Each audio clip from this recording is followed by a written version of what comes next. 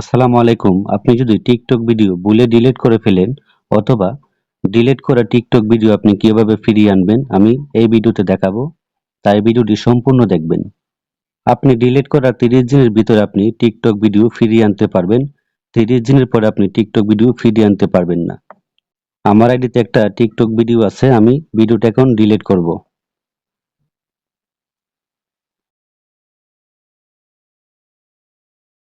Delete করার জন্য নিচে লেখা আছে 3 ডট, আপনি এখানে ক্লিক করবেন।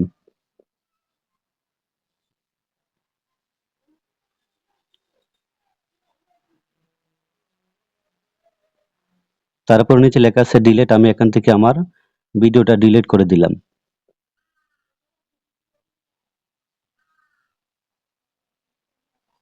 এখন কিন্তু আমার টিকটক আইডিতে কোনো ভিডিও নাই। আমি যে ভিডিওটা ডিলিট করেছি ওই ভিডিওটা আমি আবার ফিরিয়ে আনবো। এর জন্য উপরে লেখা আছে 3 লাইন, সেখানে ক্লিক করবেন।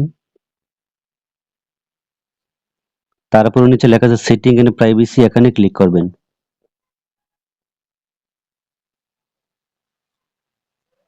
তারপরে খুঁজে বের করবেন অ্যাক্টিভিটি সেন্টার।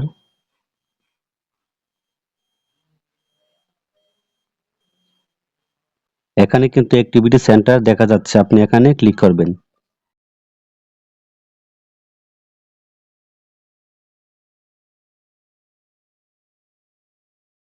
তারপরে খুঁজে বের করবেন রিসেন্টলি ডিলেট, এখানে ক্লিক করবেন।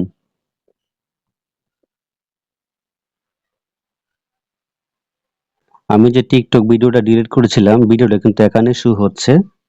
এখান থেকে আমি ভিডিওটা আবার আমি আইডিতে নিয়ে যাব।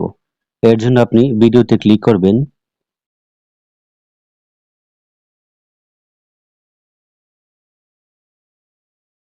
ভিডিওতে ক্লিক করার পরে নিচে লেখা আছে রেজিস্টার, আপনি এখানে ক্লিক করে দিবেন। তারপরে আবার রেজিস্টার, এখানে ক্লিক করে দিবেন।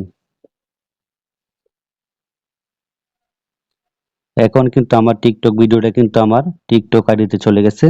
এর জন্য আপনি ব্যাকে চলে যাবেন।